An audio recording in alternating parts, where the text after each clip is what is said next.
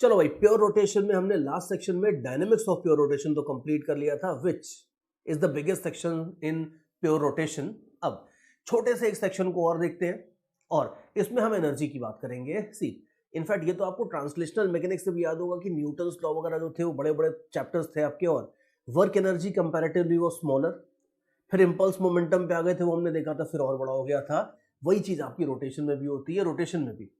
Pure rotation की बात अभी चल रही है, इसमें डायनेमिक्स जनरली थोड़ा सा बड़ा सेक्शन माना जाता है और जो एनर्जी वाला पार्ट है वो थोड़ा छोटा सा होगा। ऑल्दो एनर्जी वाला पार्ट छोटा है, बट ऐसा नहीं कि इंपॉर्टेंट नहीं है, छोटा भी है, अभी देखना आसान भी होगा, लेकिन ये ऐसी चीज है, ऐसा पेच है जो हर जगह फिट होता है आगे चल के, तो उसको करना अच्छे से। और उसके बाद फिर हम आगे एंगुलर मोमेंटम और एंगुलर इंपल्स वगैरह पे आ जाएंगे, which will again not be a very small section. But चलो, अभी तो एक छोटा सा सेक्शन मिला है अपने को, लेट अस एंजॉय इट। तो थोड़ी सी बात करते हैं हम एनर्जी की।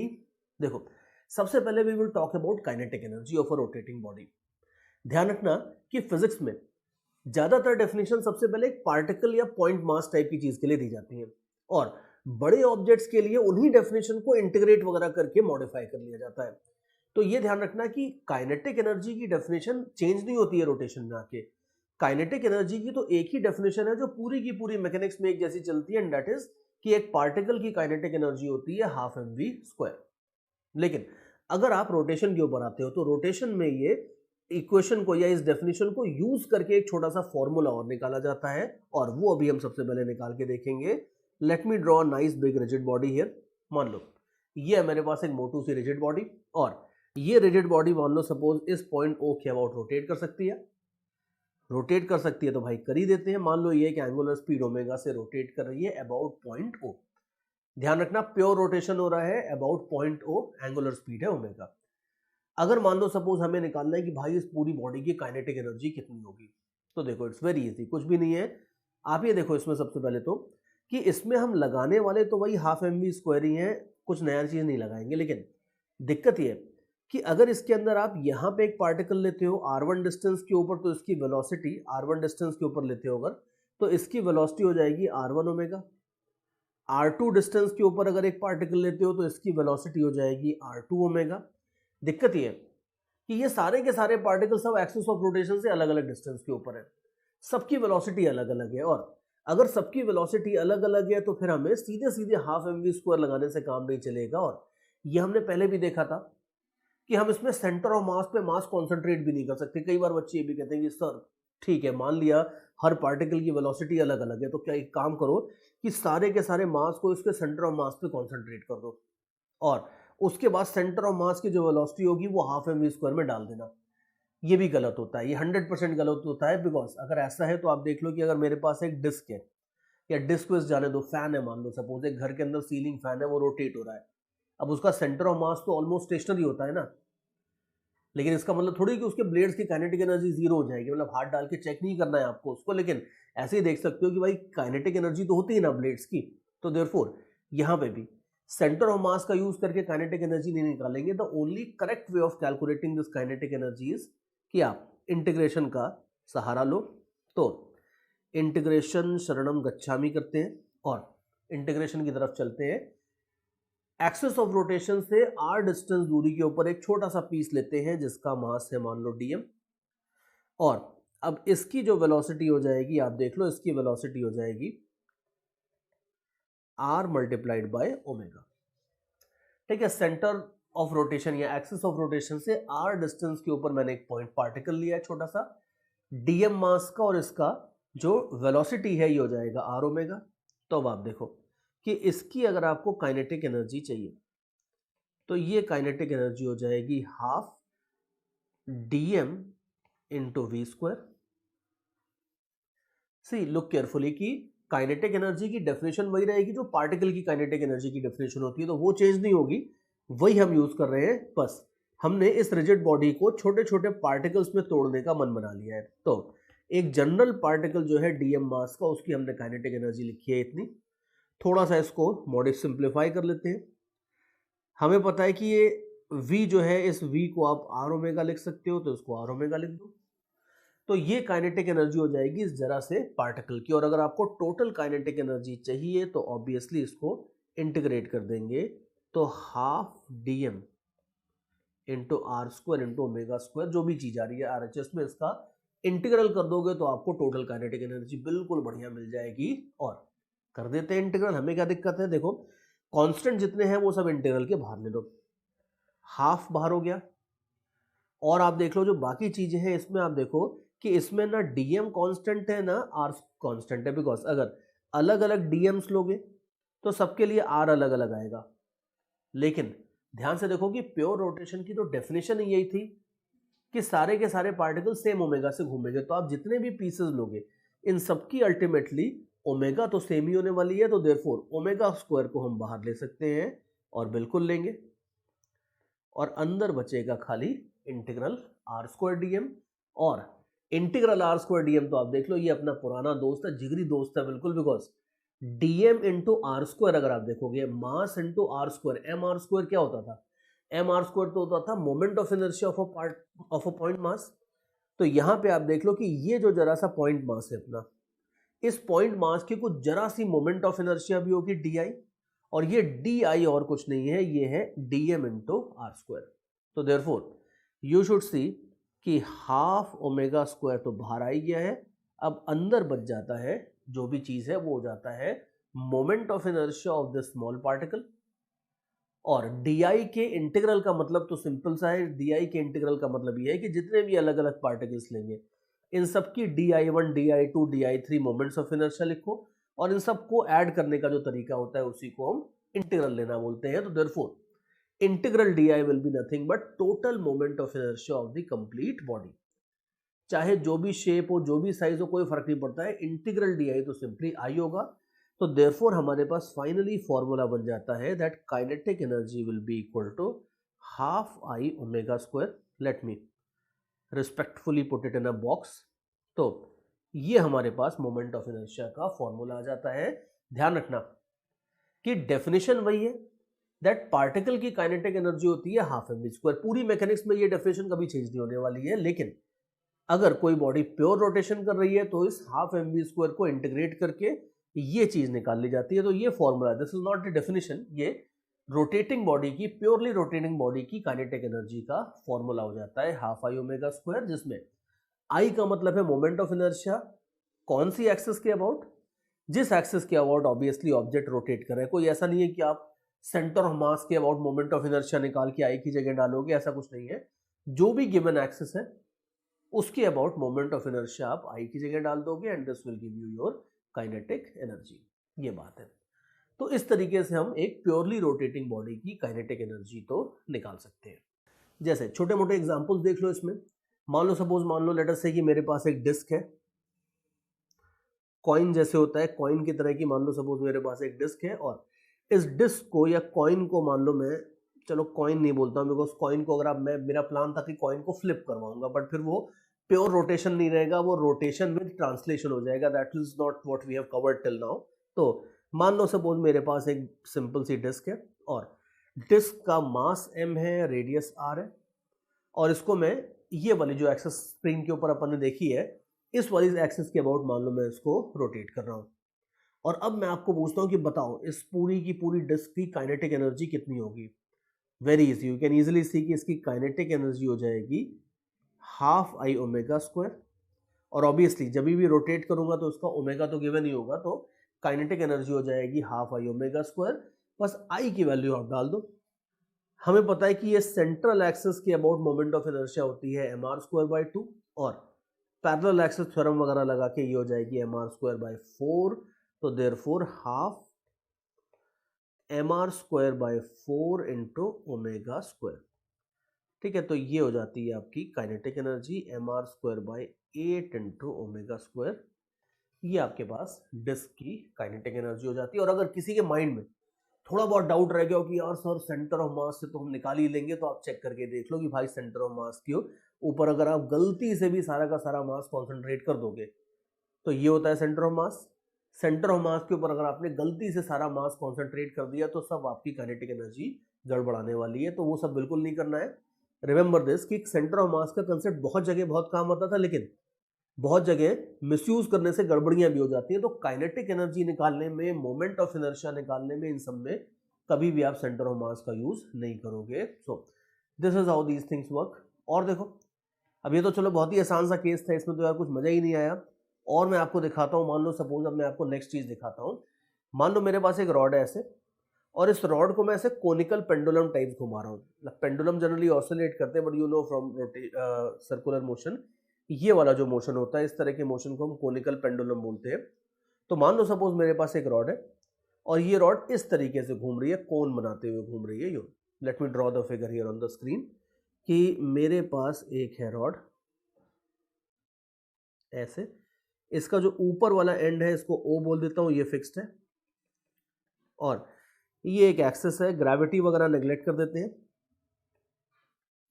और मैं इसको एक एंगुलर स्पीड ओमेगा से ऐसे घुमा रहा हूं। यू आपको क्या क्या गिवन है? आपको गिवन है कि रॉड का मास कितना है, रॉड का लेंथ कितना है, ये एंगल कितना है, ये सारी चीजें अपने को गिवन है। और इस तरीके से मैं एक वर्टिकल एक्सिस के अबाउट इसको घुमा रहा हूं with N angular speed omega. अब मैं पूछता हूं कि भाई बता दो जरा एक बार, इस रॉड की काइनेटिक एनर्जी कितनी होगी, आपको निकालना है।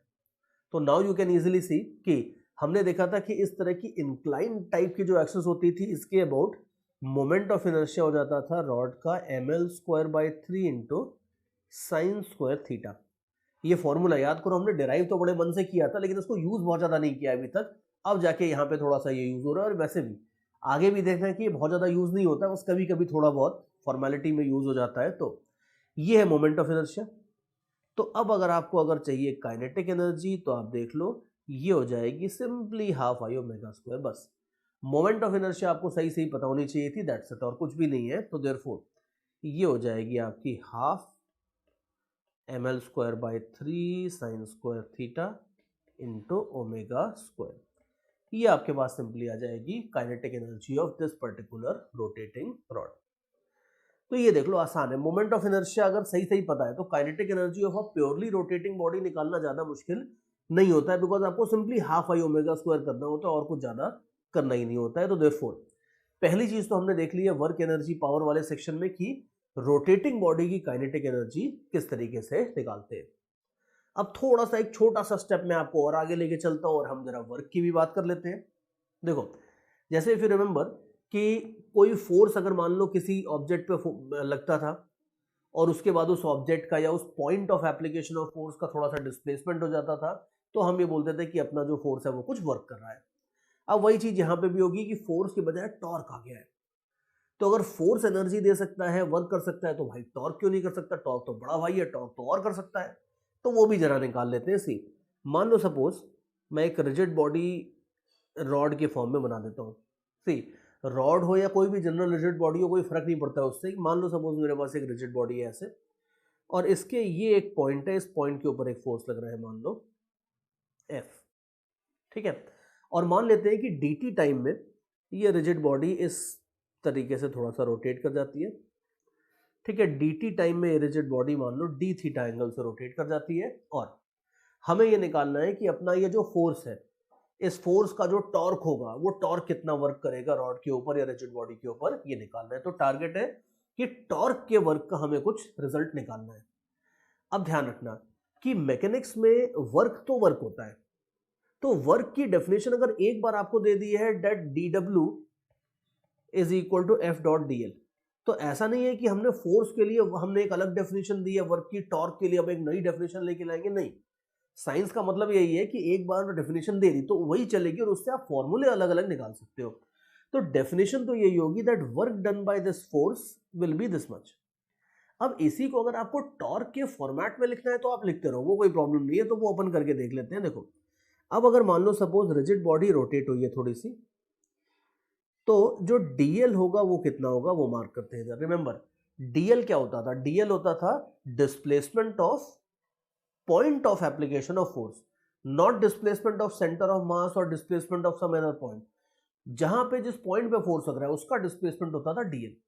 तो अब आप देख लो कि ये जो पॉइंट है, इस पॉइंट का डिस्प्लेसमेंट अगर हुआ है इतना, तो dl को आप देख लो, अगर प्योर रोटेशन हो रहा है तो आप dl को डेफिनेटली लिख सकते हो इस तरीके से। ये डिस्टेंस अगर आपका r है, तो dl का अगर आपको लेट्स से मैग्नीट्यूड चाहिए, तो dl का magnitude can be simply written as r d theta, because circular motion हो रहा है। तो dl की जगह आप लिख सकते हो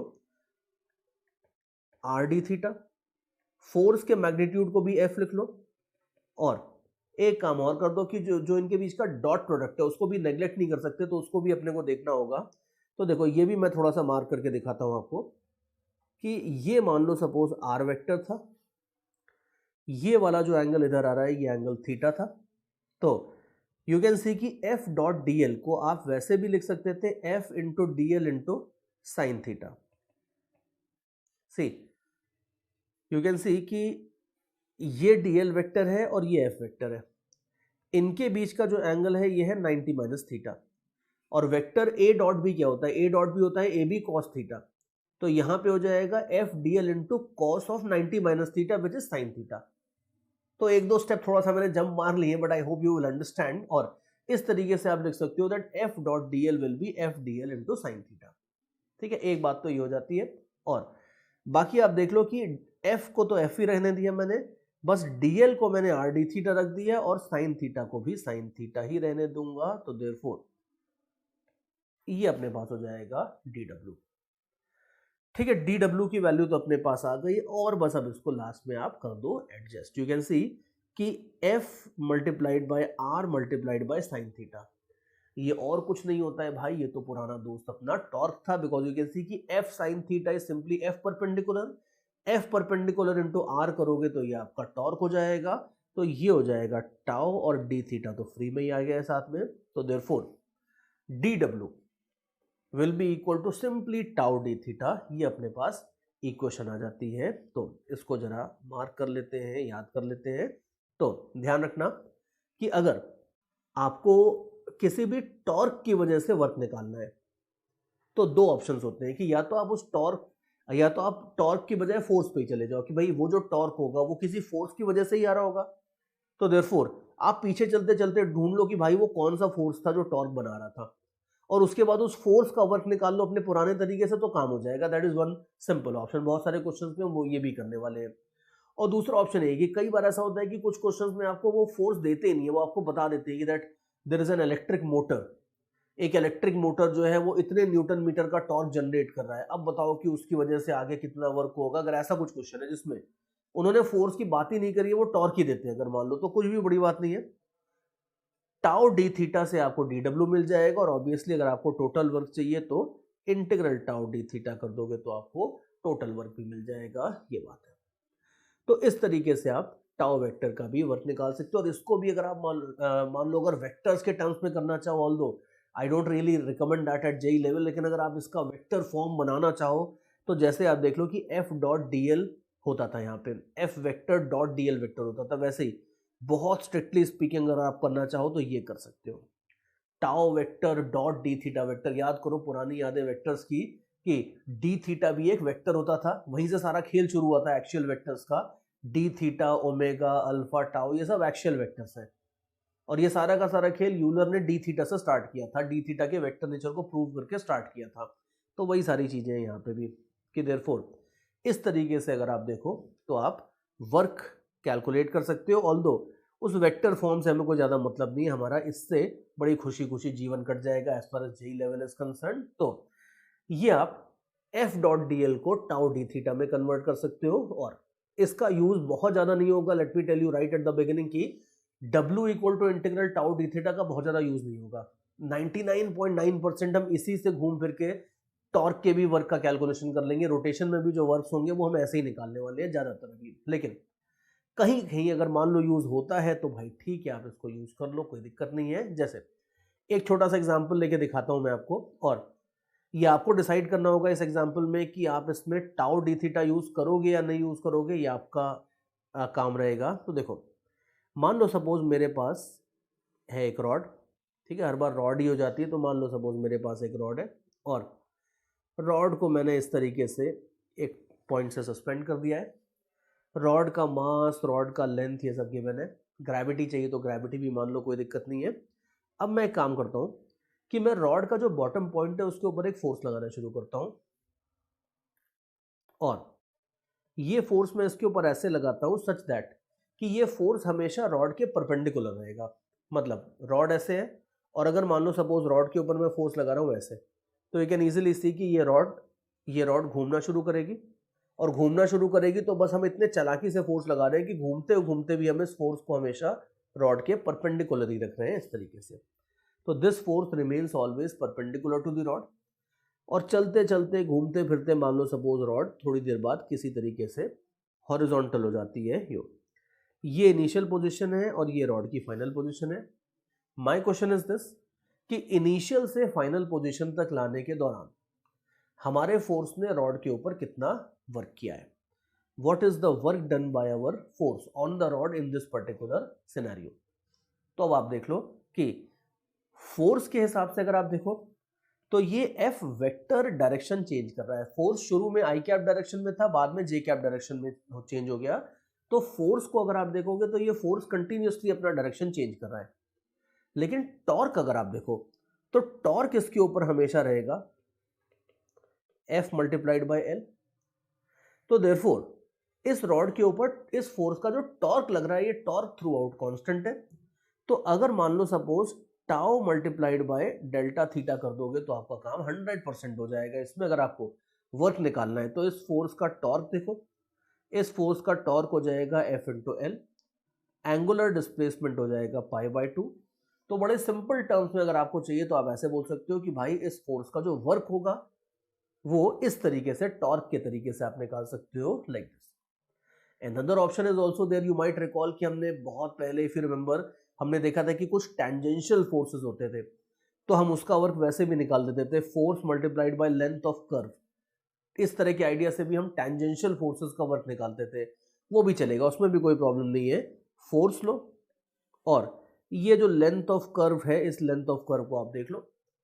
क्वार्टर सर्कल की लेंथ हो जाती है आपकी पाई आर बाय 2 और आप देख लो कि आर का मतलब हो जाता है एल यहाँ पे। तो देयरफॉर ये सेम रिजल्ट अगर आप चाहो तो अपने उस तरीके से भी निकाल सकते थे कि किसी भी फोर्स को अगर आप हमेशा किसी कर्व के टेंजेंशियली लगा रहे हो तो उसका वर्क कैसे निकालते थे आप, या तो ऐसे निकाल लो या टॉर्क के तरीके से निकाल लो। And you can easily see that ये पहले साइंस होते हैं किसी भी सब्जेक्ट के ऊपर मास्टरी होने के। जैसे जैसे आप मास्टरी की तरफ बढ़ते जाते हो वैसे वैसे एक प्रॉब्लम को सॉल्व करने के लिए आपके पास एक टेक्निक नहीं होती, कई सारी टेक्निक्स होती हैं। ये भी कर सकते हैं, वो भी कर सकते हैं। उसके बाद ये आपको डिसाइड करना होता है वहां पे कि कौन सी टेक्निक से सॉल्व करोगे तो सबसे ज्यादा आसान पड़ेगा, सबसे ज्यादा एक्यूरेट पड़ेगा, कैलकुलेशंस कम होंगे एंड सो ऑन।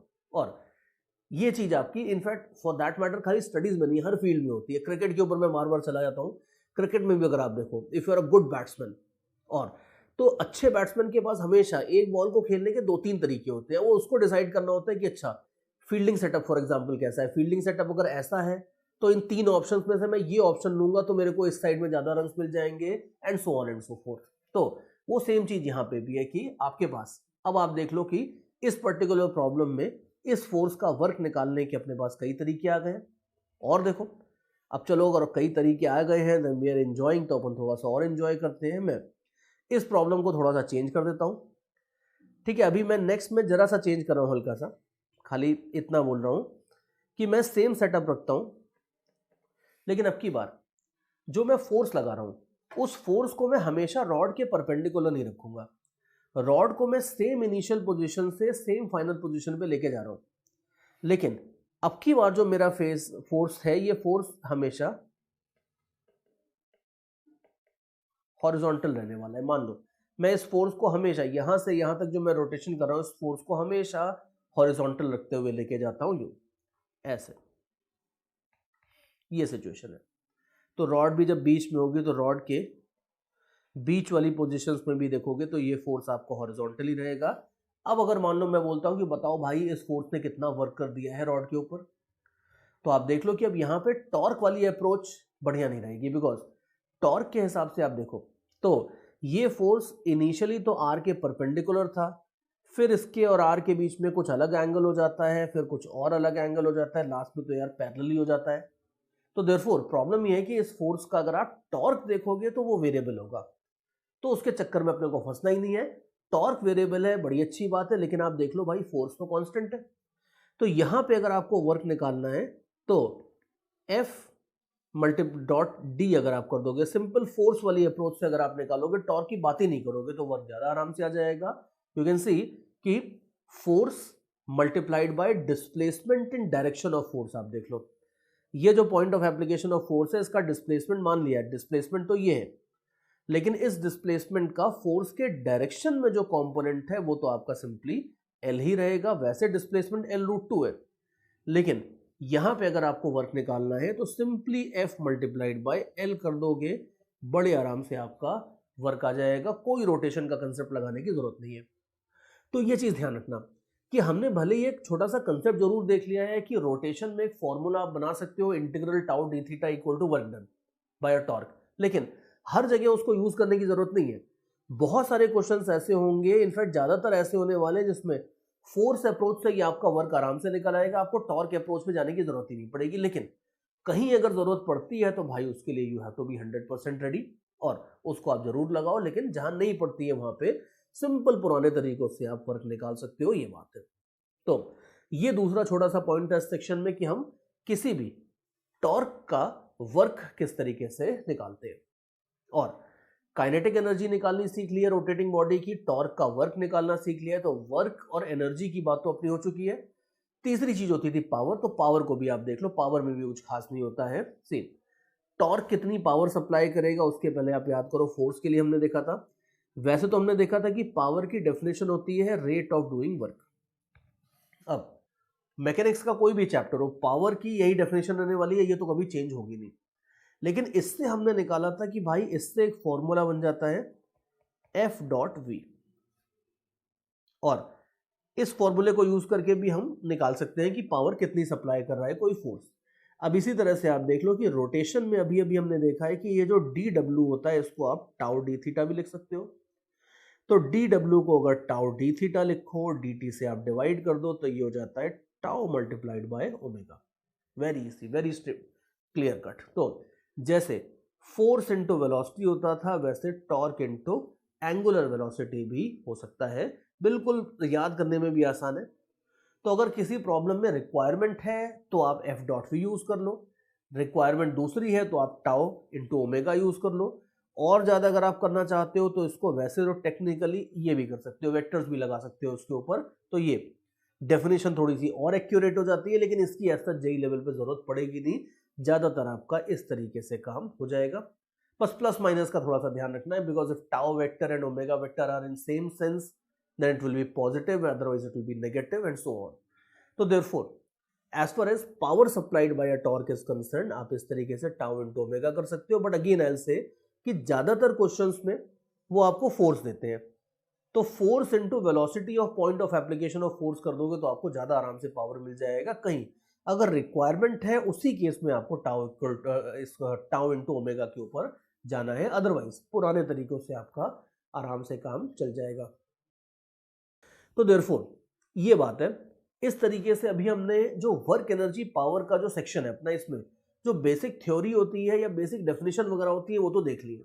अब इसके बाद अब मैं आपको थोड़े से एग्जांपल्स वगैरह लेके दिखाऊंगा, और एग्जांपल्स लेके देखेंगे कि भाई इसमें किस तरह के क्वेश्चंस बनते हैं। बहुत ज्यादा नहीं बनते हैं, बहुत ज्यादा तो इसका मिक्सचर होता है ज्यादातर। ये ऐसा सेक्शन है जिसमें इसके खुद के बहुत ज्यादा प्रॉब्लम्स नहीं होते हैं, लेकिन ये आपके डायनेमिक्स वाला जो पार्ट था या आगे चल के एंगुलर मोमेंटम, एंगुलर इंपल्स वाला जो पार्ट आएगा, उसके साथ मिक्स करके ज्यादातर इसके क्वेश्चंस बनते हैं। मतलब ये मसाले की तरह, इसकी डायरेक्टली खुद ज्यादा यूटिलिटी नहीं होती, लेकिन ये अलग अलग चीजों के साथ मिक्स होकर आपको अपना स्वाद देता है। तो ये चीज अभी थोड़े से एग्जांपल में 2-4 एग्जांपल्स लेके तो अभी दिखाऊंगा, बट इसके बाद आगे चल के इसका मिक्सचर के फॉर्म में हम काफी आगे यूज करने वाले हैं।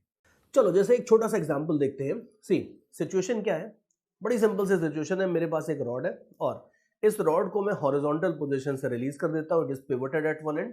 तो ऑब्वियसली रोटेट करके ये ऐसे होगी, फिर उसके बाद दूसरे साइड निकल जाएगी, it will keep on oscillating. अब क्वेश्चन मेरा बड़ा सिंपल सा है कि मान लो सपोज जिस इंस्टेंट के ऊपर ये रॉड वर्टिकल पोजीशन से पास कर रही है, उस इंस्टेंट के ऊपर अपना जो पिवट है ऊपर छोटा सा हिंज भी बोल देते हैं कई बार लोग इसको, इस पिवट के ऊपर कितना लोड आएगा, ये पिवट रॉड के ऊपर कितना फोर्स लगा रहा होगा at the instant the rod is passing through vertical position. ये अपना क्वेश्चन है। ठीक है, मैं जरा वर्टिकल पोजीशन में रॉड को बना भी देता हूं, रेड कलर से बना देते हैं। मान लो रॉड ये मान लो आती है थोड़ी देर बाद वर्टिकल पोजीशन में, और क्वेश्चन ये है कि इस टाइम पे पिवट के ऊपर लोड कितना होगा ना। क्या करेंगे, लोड कैसे निकालेंगे?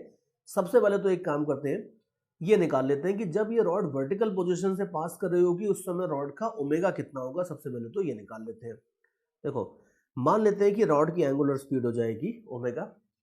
अब ये ओमेगा हम निकालने वाले हैं अपनी वर्क एनर्जी थ्योरम से। सी, वर्क एनर्जी थ्योरम तो हमने ये देखा था कि किसी भी सिस्टम ऑफ पार्टिकल्स के लिए चलती थी, तो खाली एक पार्टिकल के लिए नहीं चलेगी, ये रॉड वॉड रिजिड बॉडी वगैरह सबके लिए चलेगी। तो अब आप देखो कि जब ये रॉड वर्टिकल पोजीशन से पास करेगी, तब आप देखो यहां से यहां तक जब रॉड आती है तो इसके ऊपर सिर्फ और सिर्फ एक फोर्स वर्क कर रहा है। और कौन सा फोर्स है वो? Yes, gravity. ग्रेविटी के सिवा और कोई वर्क है नहीं। तो you will simply say that work done by gravity will be the net work done. और ये हो जाता है, आपको पता है कि ये हो जाता है mg इंटू HCM। याद करो, हमने वहां पे भी देखा था कि अगर सेंटर ऑफ मास कितनी हाइट लूज कर रहा है, बस अगर आपको ये पता चल जाए तो वर्क डन बाय ग्रेविटी आ जाता है। और आप खुद ही देख लो कि सेंटर ऑफ मास अगर आप देखोगे तो वो इधर से इधर आ रहा है, L/2 डिस्टेंस पे होता है सेंटर ऑफ मास। तो जो centre of mass height lose कर रहा है वो है सिंपली L/2। तो mg into L/2 will be work done by gravity. और ग्रेविटी के सिवा अगर आप देख लो तो और कोई दूसरी एजेंसी तो इस रॉड के ऊपर वर्क कर नहीं रही है। तो देयरफॉर यही हो जाता है आपका net work done. And by work energy theorem this net work done will be equal to change in kinetic energy. अच्छा, एक चीज और नोट करके देखो कि अभी यहां तक तो मैंने इसमें रोटेशन का कोई फंडा लगाया ही नहीं है। रोटेशन का इसमें बस खाली एक फंडा लगेगा कि जो काइनेटिक एनर्जी होगी वो हाफ आई ओमेगा स्क्वायर के फॉर्म में लिखी जाएगी यू। तो ये जो इक्वेशन अभी मैंने लिखी है यहाँ पे, ये मैंने लगा दी है work energy theorem, that net work done on the system is equal to change in kinetic energy. अब वर्क डन जो हमने निकाला है वो अपने पुराने ट्रांसलेशनल मैकेनिक्स के आइडियाज से निकाल लिया है, और काइनेटिक एनर्जी का जो चेंज है वो हमने रोटेशन वाले तरीके से लिख लिया है। एंड यू कैन इजीली सी कि इसके बाद का तो किस्सा कुछ बचा नहीं है ज्यादा। यू कैन सी कि रॉड का मोमेंट ऑफ इनर्शिया हो जाएगा ml²/3। तो बस इसको पुट कर दो और आगे इसको सॉल्व कर लो। ठीक है, पुट कर दोगे, सॉल्व कर लोगे, कैंसिलेशंस कर दोगे तो आपको मिल जाएगा omega square equal to 3g/L if my calculations are correct. तो जब ये बॉटम पोजीशन से पास करेगी रॉड उस समय इसकी एंगुलर स्पीड कितनी होगी ये तो हमने निकाल ली। बट रिमेंबर, ये फाइनल टारगेट नहीं था, हमें तो ये निकालना था कि जब ये बॉटम पोजीशन पे होगी उस समय पिवट के ऊपर कितना लोड होगा। तो याद करो कि पिवट के फोर्सेस निकालने के लिए हमारे पास तरीका क्या होता था? हमारे पास तरीका ये होता था कि किसी भी system of particle, rigid body वगैरह के ऊपर हम F equal to m into ACM लगा सकते हैं। तो वो जरा लगाते हैं। ओमेगा हमने निकाल लिया। अब आप देखो कि अगर आपको पिवट का फोर्स चाहिए तो अभी देखते हैं, let's use a different colour for that. Pivot का फोर्स अगर आपको चाहिए तो देखो सेंटर ऑफ मास, देखो यहाँ पे ग्रीन कलर से मैंने मार्क किया है। हमें पता है कि अगर हमें ACM मिल जाएगा तो हमें पिवट का फोर्स वगैरह मिल जाएगा। मान लेते हैं कि इस रॉड के ऊपर पिवट एक फोर्स लगा रहा है F, दूसरा फोर्स लगाता है ग्रेविटी mg, और फर्दर हमें पता है कि इसमें centre of mass is simply performing circular motion. Centre of मास ऐसे सर्कुलर मोशन करते हुए जा रहा है। सर्कुलर मोशन करती हुई चीज का होता है सेंट्रीपिटल एक्सेलरेशन। तो देयरफॉर यू कैन सी कि अगर मैं net external force is equal to m into ACM वाली इक्वेशन लगा देता हूं तो यू कैन इजीली सी कि इस रॉड के ऊपर जो नेट एक्सटर्नल फोर्स है ये हो जाएगा force of pivot minus mg, and this will be equal to m into ACM। And याद करो कि ACM हो जाता था ओमेगा स्क्वायर r। ये बात है।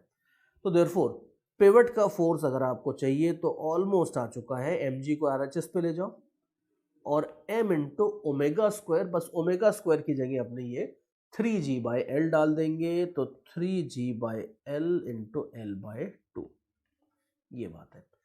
तो ये आप देख लो कि फाइनली अपने पास रिजल्ट आ जाता है कि पिवट के फोर्स में ग्रेविटी का कंट्रीब्यूशन तो mg है, और सर्कुलर मोशन का जो कंट्रीब्यूशन है वो ये एक तरीके से ये वाला है, रोटेशन का जो कंट्रीब्यूशन है वो ये दूसरा वाला है। और कई बार लोग रोटेशन के कंट्रीब्यूशन को नेग्लेक्ट करते हैं, कहते हैं कि नहीं यार, मेन लोड तो ग्रेविटी की वजह से ही आएगा ना, बाकी तो छोटी मोटी करेक्शंस होंगे। लेकिन ऐसा नहीं है। आप ये देख लो कि ये रोटेशन की वजह से जो फोर्स, एक तरीके से सूडो फोर्स बोल सकते हो, जो जनरेट हुआ है ये 3 mg है, ग्रेविटी से भी 3 गुना ज्यादा है। तो देयरफॉर टोटल अगर आप देखोगे तो पिवट के ऊपर जो लोड आएगा बॉटम पोजीशन के ऊपर वो आएगा 4 mg, और रियल लाइफ में एज एन इंजीनियर कभी भी आप कोई मशीन डिजाइन कर रहे हो, कोई कार डिजाइन कर रहे हो, एनीथिंग, जहां पे भी चीजें रोटेट करती हैं, ध्यान रखना कि ये रोटेशनल वाला जो फोर्सेस होते हैं ये बड़े खतरनाक होते हैं, कई बार बहुत बड़े फोर्सेस हो जाते हैं और बहुत सारी चीजें ग्रेविटी की वजह से नहीं टूटती हैं, रोटेशनल फोर्सेस की वजह से टूटती हैं। तो इनकी वजह से पिवट वगैरह के ऊपर कितना लोड आ रहा है ये कैलकुलेट करना हमें अच्छे से आना चाहिए, और उसमें एनर्जी कंजर्वेशन का बड़ा यूज होता है, बिकॉज यू कैन सी कि एनर्जी कंजर्वेशन या वर्क एनर्जी थ्योरम जो भी आप बोलना चाहो, उससे आप निकाल सकते हो कि अलग अलग जगहों पे मशीन के पार्ट्स की कितनी ओमेगा होगी, और उसका यूज करके फिर आगे पिवट के फोर्सेस वगैरह आप निकाल सकते हो। तो देखो, ये तो अपना फर्स्ट सिंपल सा एग्जांपल था जिसमें हमने एनर्जी कंजर्वेशन को यूज किया है, लेकिन यू कैन योरसेल्फ सी कि ये मसाले वाला काम यहाँ पे हो रहा है कि एनर्जी कंजर्वेशन या वर्क एनर्जी वाला जो चैप्टर होता है वो मसाले की तरह होता है कि वो अलग अलग सब्जियों में पड़ेगा, लेकिन उसका अपना इंडिपेंडेंट को ज्यादा यूज नहीं होता है। वो सेम चीज यहाँ पे भी है कि हमने इसे डायनेमिक्स की प्रॉब्लम के साथ मिलाया, और डायनेमिक्स की प्रॉब्लम में पूरी प्रॉब्लम डायनेमिक्स की थी, लेकिन ओमेगा निकालने का जो क्रूशियल काम था वो आपको वर्क एनर्जी थ्योरम ने करके दिया था। तो दिस वाज वन एग्जांपल।